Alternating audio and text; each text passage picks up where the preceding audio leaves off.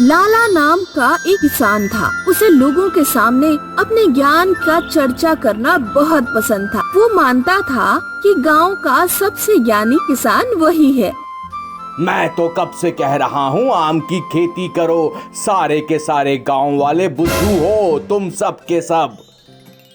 हाँ हाँ, कहाँ आप गांव वालों के पास आपकी जैसी बुद्धि और अनुभव है, तो आज आने वाले वैज्ञानिक तो सबसे पहले आपके पास ही आ रहे होंगे, है ना?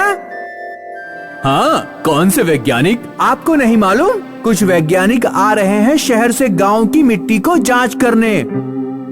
ओह हाँ हाँ हाँ, पता है, जरूर पता है। मुझे ही तो बोला है उन्होंने गांव दिखाने को।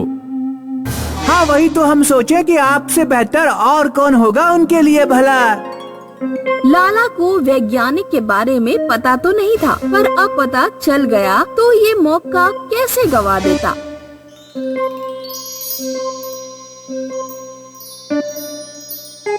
वो गांव के प्रवेश में खड़ा हो जाता है। जैसे ही वैज्ञानिक गांव के अंदर आते हैं, लाला उनके पीछे पड़ जाता है।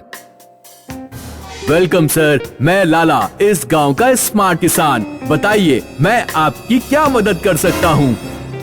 नहीं सर, हम अपना काम खुद कर लेंगे। नहीं नहीं, आप समझे नहीं, मैं कोई ऐसा वैसा किसान नहीं हूँ। मुझे खेती और मिट्टी के बारे में सब कुछ पता है, आप पूछ के तो देखिए। लाला दिन भर वैज्ञानिकों के पीछे पड़ा रहा। कभी उनका सूट छूता तो कभी उनके उपकरण, कभी अजीब सवाल पूछता तो कभी उन्हें बिन पूछे गांव के बारे में जानकारी देने लग जाता। यार, ये कौन सी मुसीबत पल्ले पड़ गई है? इसको भगाओ कोई। I swear to God, इसने अपना ज्ञान देना बंद नहीं किया तो मैं इसका मुंह तोड़ दूंगा। सर, ये बोतल में क्या है? दोनों वैज्ञानिक लाला के हाथ का बोतल देख के गुस्से से लाल हो जाते हैं। उसे वापस रखो अभी के अभी। तुम इसे हमारे परमिशन के बिना बिल्कुल नहीं छू सकते। ये एक क्रिमिनल ऑफेंस होगा। बहुत सह लिया तुम्हारा ड्रामा, चले जाओ यहाँ से। ये बोतल हमारी कॉन्फिडेंशियल प्रॉपर्टी है। लाला डांट सुन के पहले शर्मिंदा होता है, फिर उसे गुस्सा आता है और बदला लेने के लिए वो छोटी सी बोतल जो उसने उठाई थी वो अपने साथ ले जाता है।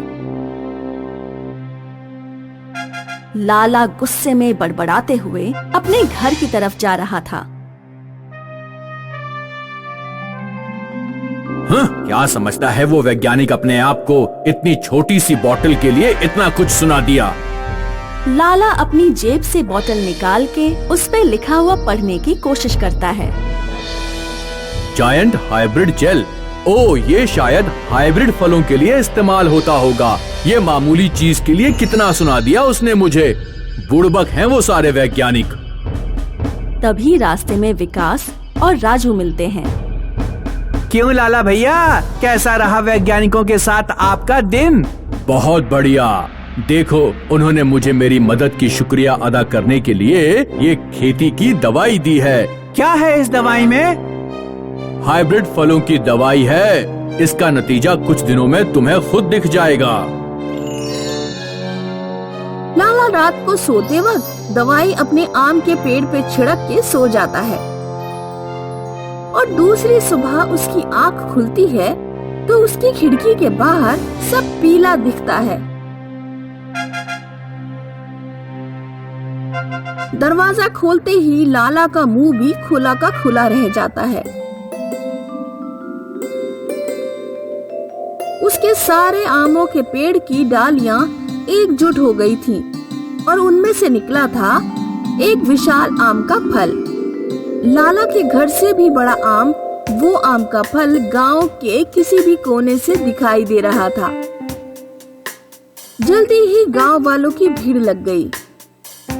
लाला भैया, ये तो हाइब्रिड का भी बाप लग रहा है। क्या ये वैज्ञानिक के दिए गए दवाई का नतीजा है? लाला खुशी से फूले नहीं समा रहा था। सारे गांव वालों को पता चला कि लाला को वैज्ञानिकों ने एक जादुई दवाई दी है। गांव में लाला के चर्चे फैल गए। हाँ हाँ, आओ आओ, मैं ही हूँ वो मशहूर लाला जिसको वैज्ञानिक ने खास एक दवाई ट्राई करने को दी थी। लाला भैया आपको तो मानना पड़ेगा, आप तो सच में उतने ही सक्षम निकले जितना आप कहते थे। घर के आगे गांव वालों की लाइन लग गई होगी जादुई विशाल आम का टुकड़ा चखने के लिए। हाँ हाँ, सबको मिलेगा विशाल आम का टुकड़ा। एक टुकड़ा 100 रुपए का है। गांव वाले लाइन लगाकर लाला को 100 रुपए दे रहे थे आम खाने के लिए। जल्दी ही लाला के ऊपर पैसों की बारिश हो रही थी। 3 दिन में 3 लाख कमा लिए मैंने। गांव वाले कुछ दिनों के बाद पैसा देना बंद कर देंगे। अब आसपास के गांव और शहर से लोगों को यहाँ लाना पड़ेगा। महीने भर के अंदर लाला पैसों के समंदर में तैर रहा था। हर सुबह लाला के घर के आगे लोगों की लाइन लगी होती थी। आसपास के गांव, शहर और दूर दराज से भी लोग उसका जादुई विशाल आम खाने आ रहे थे। आजकल लोगों की भीड़ थोड़ी कम लग रही है ना राजू? लाला भैया बुरा न मानो, पर ये विशाल आम का बिजनेस थोड़ा पुराना सा हो गया है। तब तक लोग वही आम खाते रहेंगे सोचो। और 100 रुपए एक टुकड़े के लिए, महंगाई भी तो देखो। अब आप गांव वालों को आम खिलाना भूल जाइए और अपने जादुई आम का कोई और इस्तेमाल ढूंढिए। लाला भी सोच में पड़ जाता है कि वो इतने बड़े बड़े आमों का क्या करेगा। हर सुबह उसके खेत में एक नया विशाल आम आ जाता था। लोग आम खा नहीं रहे थे तो अब 3-4 विशाल आम सड़ने लग गए थे। उफ, ये विशाल आम जितने बड़े हैं उतनी ही भयंकर इनकी सड़ने की बदबू है। इनका कुछ तो करना पड़ेगा। हफ्ते भर में बहुत सारे सड़े हुए आम इकट्ठा हो गए थे और अब जो हुआ उसने लाला के होश उड़ा दिए। लाला भैया चलो चलो जल्दी चलो, तुम्हारे खेत बर्बाद हो रहे हैं। क्या क्या हुआ मेरे खेतों को? जितने विशाल आम उतने विशाल कीड़े, हाथी जैसे बड़े बड़े कीड़े निकल रहे हैं आम से।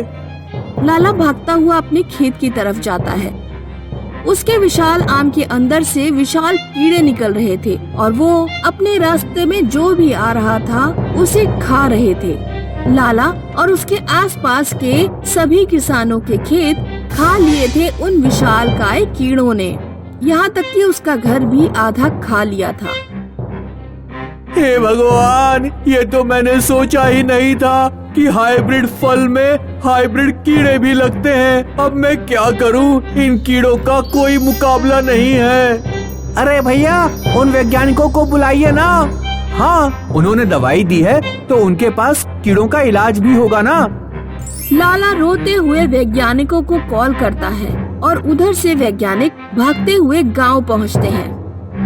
बोला था ये कॉन्फिडेंशियल प्रॉपर्टी है, पर अपनी चपर चपर बंद नहीं करनी थी तुम्हें। अब भुगतो।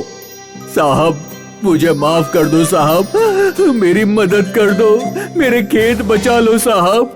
तुम्हारे खेत को कोई नहीं बचा सकता, पर हम कोशिश करेंगे इन कीड़ों को मार डालने की।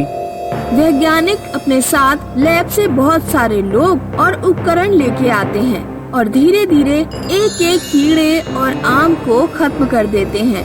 लाला अपनी ओवर स्मार्टनेस की वजह से अपना खेत, घर और गांव वालों की नजरों में सारी इज्जत खो बैठता है। कहानी है अजब नगर की। अजब नगर में गोपी अपनी पत्नी शीला के साथ रहता था। गोपी काफी गरीब था। अपनी पत्नी शीला के साथ खदान में मजदूरी करता था। गोपी और शीला दिन भर खदान में पत्थर फोड़ने का कठिन काम करते और रात को घर आकर खाना खाकर सो जाते। एक दिन सुबह जब गोपी और शीला खदान जा रहे थे, तब शीला गोपी से कहने लगी, आज बड़ी कमजोरी महसूस हो रही है, चलने का भी मन नहीं कर रहा। अरे कुछ नहीं, नाइट शिफ्ट का असर है। गोपी और शीला खदान पहुँचे और पत्थर फोड़ने लगे। अचानक पत्थर फोड़ते फोड़ते शीला गिर पड़ी। गोपी शीला की तरफ भागा। पानी पिलाकर शीला को होश में लाया गया। शीला के होश में आते ही ठेकेदार बोला, भाई गोपी, इसे अस्पताल ले जा, ये ले पैसे। ठेकेदार से पैसे लेकर गोपी सरकारी अस्पताल आया। शीला का चेकअप करके डॉक्टर बोली, खून की कमी की वजह से ही कमजोर है, फौरन खून चढ़ाना होगा। मैडम खर्चा तो बहुत आएगा ना? हाँ, लेकिन चढ़ाना तो पड़ेगा। और कोई दूसरा इलाज है मार्केट में? खून नहीं चढ़ाना चाहते तो इन्हें रोज टमाटर का जूस पिलाओ। टमाटर का जूस? टमाटर तो बहुत महंगे चल रहे हैं मार्केट में। वो आप देख लो, मैंने अपना काम कर दिया।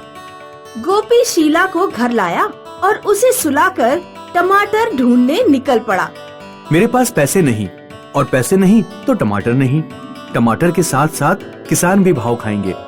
चलते चलते गोपी ऐसा सोच ही रहा था कि तभी उसकी नजर साहूकार के घर के सामने खड़े एक कूड़ेदान पर पड़ी।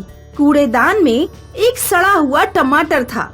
किसी से भीख मांगने से अच्छा इस टमाटर का बीज निकालकर बो देता हूँ। देर लगेगी लेकिन अपने खुद के टमाटर मिलेंगे। गोपी सड़ा हुआ टमाटर घर लाया और टमाटर का बीज घर के सामने डालकर सो गया। आधी रात में अचानक जमीन थरथराई और गोपी शीला की नींद टूट गई। लगता है भूकंप आया है। नहीं, भूकंप नहीं, खदान में ब्लास्ट हुआ है शायद। सो जाओ। सुबह हो गई। गोपी घर से बाहर आया। बाहर आते ही उसने देखा कि घर के सामने एक विशाल टमाटर खड़ा था जो किसी पहाड़ जैसा था। गोपी को आंखों पर विश्वास ही नहीं हुआ। उसने चिल्लाते हुए शीला को बुलाया। शीला बाहर आई तो वो भी टमाटर देखकर दंग रह गई। कल ही बीज बोया था और आज इतना बड़ा टमाटर। कुछ समझी शीला? रात को ना भूकंप आया था, ना खदान में ब्लास्ट हुआ था। जमीन थरथराई थी क्योंकि ये टमाटर गिरा था। देखते देखते खबर पूरे अजमनगर में फैल गई और विशाल टमाटर देखने लोगों की भीड़ उमड़ पड़ी। गोपी हाथ में छुरा लेकर टमाटर काटने लगा तो हाथ का छुरा ही कट गया। बाप रे बाप, ये टमाटर तो बड़ा सख्त है। अब जूस कैसे निकालेंगे? तभी ठेकेदार वहाँ आ पहुँचा। टमाटर देखकर ठेकेदार भी दंग रह गया। मालिक, आज हम काम पर नहीं आ सकते, हमें टमाटर का जूस निकालना है। अरे गोपी, मैं तो बस शीला का हाल पूछने आया था, लेकिन ये टमाटर देखकर मेरी ही हालत खराब हो गई। तुमने टमाटर का जूस निकाला कि नहीं? कैसे निकालूं मालिक? टमाटर इतना सख्त है कि छुरी भी काम नहीं कर रही। छुरी से काम नहीं बनेगा। मैं खदान से बोरवेल मशीन, कुछ टैंकर्स और वाटर पंप मंगाता हूँ। बोरवेल मशीन से इसे ड्रिल करेंगे और वाटर पंप से सारा जूस टैंकर में भर देंगे। फिर क्या था, ठेकेदार ने फटाफट फोन घुमाए और सारा सामान हाजिर हो गया। बोरवेल मशीन टमाटर पर चढ़ाया गया और टमाटर को ड्रिल किया गया।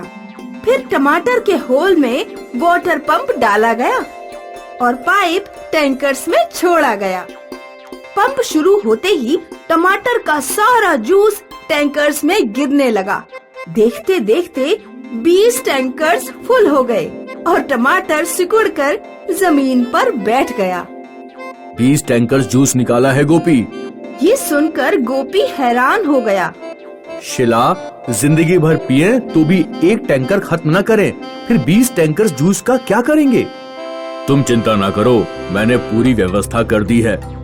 ठेकेदार की बात खत्म होते ही एक कंपनी के कुछ अफसर वहाँ आए और कहने लगे, मिस्टर गोपी, हम ललन सॉस कंपनी से आए हैं। हमारी कंपनी टमाटर सॉस बनाती है, उसके लिए टमाटर जूस चाहिए। हम आपके सारे टैंकर्स खरीद रहे हैं। जानते हो गोपी, 20 टैंकर्स के ये कितने पैसे दे रहे हैं?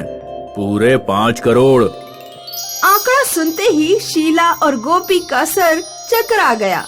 ये तो बहुत अच्छी बात है, लेकिन सारा जूस आप ले जाएंगे तो मेरी शीला क्या पिएगी? क्यों मजाक कर रहे हो सर? जितना चाहे उतना जूस रख लीजिए, लेकिन फिलहाल ये 5 करोड़ का चेक रख लीजिए अपने पास। ऐसा कहकर अफसर ने गोपी और शीला को 5 करोड़ का चेक थमाया। इस प्रकार विशाल टमाटर के जूस ने शीला और गोपी की रूखी सूखी जिंदगी रसीली और रंगीन बना दी।